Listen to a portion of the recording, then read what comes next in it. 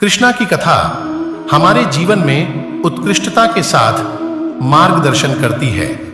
उनका चरित्र और उनकी कथाएं हमें मनोवैज्ञानिक और सामाजिक मुद्दों के साथ ही अच्छे आदर्शों के बारे में सिखाती हैं। हमारे मन को शांत करना किसी भी कार्य में सफलता प्राप्त करने का एक महत्वपूर्ण मार्ग है।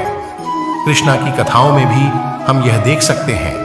एक ऐसी प्रमुख कथा है जो हमें मन को नियंत्रित करने का उदाहरण देती है, वह है कृष्णा और कालयवन राक्षस की लड़ाई। कृष्णा और कालयवन राक्षस की लड़ाई की कथा हमें मन को शांत रखने का तरीका सिखाती है।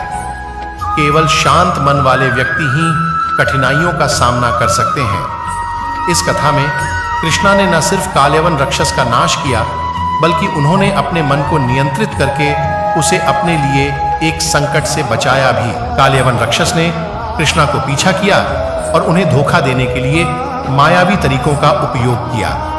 कृष्णा ने देखा कि कालयवन राक्षस बड़े संख्या में सेना लेकर उन पर हमला कर रहा है, तो उन्होंने अपने मन को शांत रखा और अपनी कला और अकीर्ति के बिना महान रथ पर बढ़े और कराणवास नदी में लड़ाई जैसी ठिकाने पर सेना खड़ी की। इस लड़ाई में कृष्णा ने अपनी सेना को शांति का संकेत दिया और उन्होंने अपने ध्यान को केवल लड़ाई पर केंद्रित किया। कृष्णचंत शांति और नियंत्रण ही उन्हें जीत की सफलता दिलाने का रास्ता दिखा। यह कथा हमें यह सिखाती है कि हमें अपनी मानसिक संतुलन का ध्यान रखना चाहिए। जब हमारा मन शांत होता है तो हम करने के लिए सक्षम होते हैं, न कि हमारे मन में उत्तेजना या चिंता होती है। कृष्णा की कथाएं हमें यह भी सिखाती हैं कि हमें अपनी चालाकी का उपयोग नहीं करना चाहिए।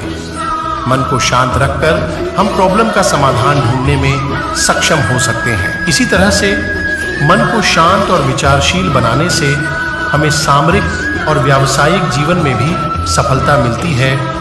हमें चिंता करने की बजाय मन को शांत करने और स्थिरता बनाए रखने का प्रयास करना चाहिए। यही हमें मन को शांत करना सिखाती है कृष्णा की कथाएं।